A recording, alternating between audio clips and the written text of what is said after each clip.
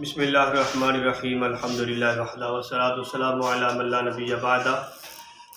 رب ذوالجلال کے فضل و کرم سے نبی کریم رفیع رحیم صلی اللہ علیہ وسلم کی نگاہ عنایت سے ہم حدیث جبریل بیان کر رہے تھے۔ اس کا آخری حصہ نبی کریم رفیع رحیم صلی اللہ علیہ وآلہ وسلم سے حضرت سیدنا جبریل امین نے پوچھا، قیامت کے بارے میں پوچھا، تو آپ علیہ السلام نے ارشاد فرمایا مَا الْمَسْئُولُ عَنْهَا بِأَعْلَمَ مِنَ السَّائِلِ، اس کی وضاحت ہو چکی۔ آگے حضرت سیدنا جبریل امین عرض کرتے یا رسول اللہ صلی اللہ علیہ وسلم فَأَخْبِرْنِي عَنْ أَمَارَاتِهَا،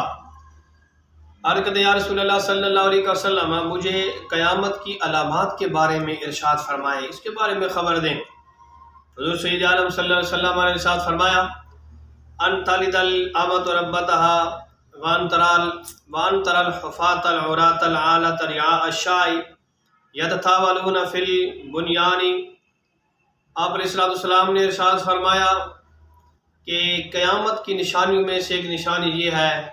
کہ لونڈی اپنے آقا کو جنے گی، یعنی ماں غلام بن کر رہ جائے گی،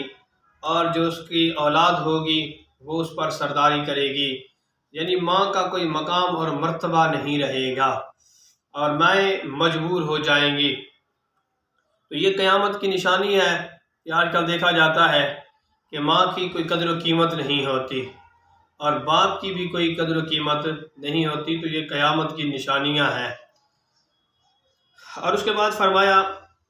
کہ تم دیکھو گے کہ ایسے لوگ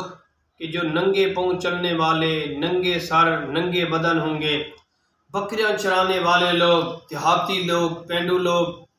وہ یتطاولون فی البنیان، فرمایا وہ شہروں میں آ جائیں گے، بڑی بڑی بلڈنگیں میں آ کر وہ فخر کریں گے۔ تو یہ قیامت کی نشانیاں ہیں۔ دیکھیں کہ آج کل جو گاؤں کے لوگ ہیں، دیہات کے لوگ ہیں، بکریاں چرانے والے، ننگے سر، ننگے پاؤں پھرنے والے، ننگے بدن پھرنے والے، ان کو دولت مل گئی، جب دولت آ گئی تو وہ شہروں کی طرف آئے اور یہاں پر بلڈنگیں، محلات بنا کر وہ اس میں فخر کرتے ہیں۔ تو یہ آپ علیہ السلام نے قیامت کی نشانیاں بیان فرما دی۔ قال ثم انطلق فلبثت مليا، فرماتے ہیں کہ پھر میں کچھ دیر ٹھہرا یا کچھ دن ٹھہرا یا کچھ وقت ٹھہرا، تو اس کے بعد آپ علیہ السلام نے خود ہی مجھے فرمایا ثم قال لي یا عمر اتدری من السائل، اے عمر جانتے ہو کون تھا یہ سائل؟ تو میں نے عرض کیا قلت اللہ ورسولہ عالم، اللہ اور اس کا رسول ہی بہتر جانتے یا رسول اللہ صلی اللہ علیہ وسلم۔ تو یہاں پر یہ ہے کہ بھئی اللہ اور اس کا رسول ہی بہتر جانتے ہیں۔ تو یہ صحابہ کرام علیہ رضوان کی عادت تھی، جب بھی بولتے تو یہی کہتے تھے، جو بھی بات کرتے تھے اللہ اور اللہ کے رسول کے حوالے کرتے تھے، یا کوئی علم کی بات آتی تھی تو اللہ اور اللہ کا رسول ہی بہتر جانتے ہیں۔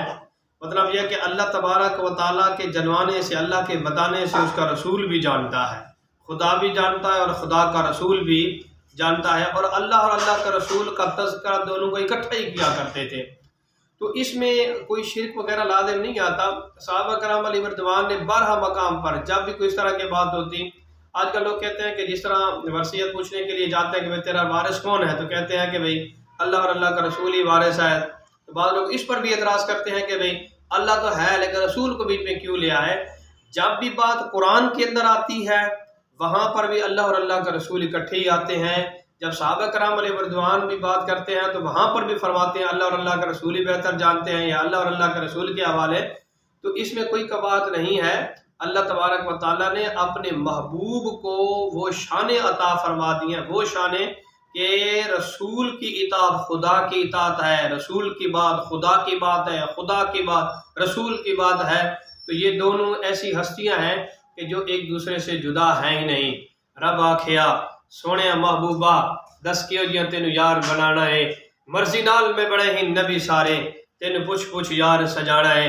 آکھیا سونے محبوبہ ربا ایو جیاں بڑا مینو، میری جان جہانہ دی جان ہوئے، بھویں تو بولے بھویں میں بولا، سج دوہاں دی کو زبان ہوئے۔ رب تبارک و تعالیٰ بولتا ہے تو اس کے بولنے سے اس کے محبوب بولتے ہیں۔ وما ینطق عن الہویٰ ان ہوا الا وحی یوحیٰ علمہ شدید القویٰ۔ کہ میرا محبوب تو ویسے بولتا ہی نہیں ہے میری مرضی کے مخالف، جب میں بولتا ہوں تو میرا حبیب بھی تبھی بولتا ہے۔ تو اس کے بعد فرمایا آپ علیہ السلام نے جواب دیا، خود ہی جواب دیا، فرمایا کہ فَإِنَّهُ جِبْرِيلٌ أَتَاكُمْ يُعَلِّمُكُمْ دِينَكُمْ، یہ حضرت سیدنا جبریل امین تھے کہ جو تمہارے پاس تمہیں تمہارا دین سکھانے کے لیے آئے تھے۔ اب اس میں نکتہ یہ ہے کہ حضرت سیدنا جبریل امین خود آ کر خود ہی تعلیم دیتے، نبی کریم صلی اللہ علیہ وسلم سے پوچھتے نہ، سوالات نہ کرتے، بلکہ ویسے ہی آ کر بتا کر چلے جاتے، تو ان کی بات معتبر نہ ہوتی، اس لیے کہ رسول کریم صلی اللہ علیہ وآلہ وسلم اگر حکم فرمائیں تو وہ شریعت بنتی ہے۔ اللہ کے رسول صلی اللہ علیہ وسلم جو حکم فرمائے وہ شریعت بنتی ہے، تو اس وجہ سے ڈائریکٹ جبریل امین اگر آ کر بتاتے تو وہ شریعت ہی نہ بنتی۔ تو اللہ تعالیٰ نے بھی فرشتوں کو اس بات کا پابند بنا رکھا تھا کہ تم نے ڈائریکٹ جا کر بات نہیں کرنی، بلکہ میرے محبوب کے زبانی کہلوانی ہے، اور میں بھی جب بات کرتا ہوں قرآن کے اندر تو میں بھی کہتا ہوں میرے محبوب آپ فرما دیجیے، میرے محبوب آپ فرما دیجیے، میرے محبوب یہ حکم ہے، میرے محبوب یہ اپنے غلاموں کو فرما دیں۔ تو اللہ تبارک و تعالیٰ نے میرے حبیب کریم صلی اللہ علیہ وآلہ وسلم کی کمال یہاں پر عزت افضائی فرمائی۔ تو یہ حدیث مبارکہ جو حدیث جبریل تھی یہاں پر ہی ختم ہوئی، اور اس کے بعد دوسری حدیث مبارکہ جس کے راوی حضرت سیدنا عبداللہ بن عمر رضی اللہ تعالی عنہ ہے۔ حضرت سیدنا عبداللہ بن عمر صحابی رسول ہیں، حضرت عمر رضی اللہ تعالیٰ عنہ کے بیٹے ہیں۔ یہ وہ صحابی ہیں کہ جو فقاہت کے منبع تھے، فقاہت کے مرکز تھے، یہ عبادلہ ثلاثہ میں سے آتے ہیں۔ حضرت عبداللہ بن عباس، حضرت عبداللہ بن عمر اور حضرت عبداللہ بن مسعود رضی اللہ تعالیٰ عنہ، ان کو عبادلہ ثلاثہ کہا جاتا ہے، فقیہ صحابی تھے۔ حضرت عبداللہ بن عمر رضی اللہ تعالیٰ عنہ کی شان کے اندر یہ آتا ہے کہ جب نبی کریم صلی اللہ علیہ وسلم ایک دن تشریف فرما تھے، آقا حضور صلی اللہ علیہ وسلم پوچھنے لگے صحابہ کرام علیہ رضوان سے کہ مجھے یہ بتاؤ کہ کون سا ایسا درخت ہے کہ جو انسان کے ساتھ مشابہت رکھتا ہے، یہ بخاری شریف کے اندر ہے۔ تو صحابہ کرام علیہ رضوان بالکل خاموش رہے، جواب نہیں دیا، اور اس کے بعد کہنے لگے اللہ و رسول عالم، اللہ اور اس کا رسول ہی بہتر جانتے ہیں یا رسول اللہ صلی اللہ علیہ وسلم، ہم اس کو نہیں جانتے۔ تو اس کے بعد نبی کریم صلی اللہ علیہ وسلم نے خود ہی جواب دیا، آپ علیہ السلام نے ارشاد فرمایا کہ جو کھجور کا درخت ہے یہ انسان کے ساتھ مشابہت رکھتا ہے، اس کے اندر جو اس کی شاخیں ہیں، اس کے تنے ہیں، فرمایا جس طرح انسان کے اندر رگیں ہوتی ہیں ان کے اندر اسی طرح رگیں ہیں، ان کی شاخیں جو ہے یہ انسان کے ہاتھ کے ساتھ، پاؤں کے ساتھ مشابہت رکھتی ہیں۔ تو فرمایا کھجور کا جو درخت ہے یہ انسان کے ساتھ مشابہت رکھتا ہے۔ حضرت سیدنا عبداللہ بن عمر رضی اللہ تعالیٰ عنہ تشریف فرما تھے، آپ عرض کرتے یا رسول اللہ صلی اللہ علیہ وسلم مجھے جواب آتا تھا تو پھر دیا کیوں نہیں؟ آپ نے فرمایا بڑے بڑے صحابہ کرام علیہ رضوان بیٹھے تھے، بزرگ کبار صحابہ کرام علیہ رضوان بیٹھے تھے، مجھے ان کی حیا آتی تھی، ان کی وجہ سے میں بولا نہیں، میں خاموش رہا کہ اتنے بڑے سارے بیٹھے ہیں، بڑے بڑے بزرگ صحابہ کرام علیہ رضوان، وہ نہیں بول رہے، نہیں جواب دے رہے تو میں کیسے دوں؟ تو یہ کمال ادب بھی ہے، اور ہمیں سبق بھی سکھایا کہ جب بڑے بیٹے ہوں تو چھوٹوں کو بولنے کی اجازت نہیں ہوتی، جب بڑے بات کر رہے ہوں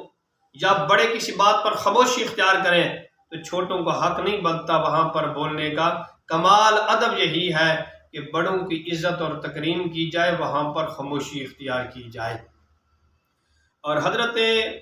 سیدنا عبداللہ بن عمر رضی اللہ تعالیٰ عنہ سے روایت ہے، حدیث مبارکہ آپ فرماتے ہیں کہ رسول اللہ صلی اللہ علیہ وسلم نے ارشاد فرمایا قال رسول اللہ صلی اللہ علیہ وآلہ وسلم بنی الاسلام علی خمس شہادت ان لا الہ الا اللہ وان محمد رسول اللہ واقام الصلاۃ وایتاء الزکاۃ والحج وصوم رمضان۔ بخاری و مسلم شریف کی حدیث مبارکہ حضرت سیدنا عبداللہ بن عمر رضی اللہ تعالیٰ عنہ فرماتے ہیں کہ نبی رحمت صلی اللہ علیہ وآلہ وسلم نے ارشاد فرمایا اسلام کی بنیاد 5 چیزوں پر رکھی گئی ہے۔ سب سے پہلی فرمایا کہ اللہ تبارک و تعالی کو وحدہ لا شریک ماننے کی گواہی دینا کہ مالک و مولا تیرے علاوہ کوئی شریک نہیں ہے اور کوئی دوسرا معبود نہیں ہے تیرے علاوہ، تو ہی واحد ہے، برحق ہے، معبود ہے، تیرے علاوہ کوئی بھی معبود نہیں۔ تو اللہ تبارک و تعالیٰ کی ذات کے ساتھ کوئی بھی شریک نہیں ہے۔ اور آپ علیہ السلام نے ارشاد فرمایا کہ لا تشرک باللہ شیئا وإن قتلت او حرقت، میرے حضور نے ارشاد فرمایا اللہ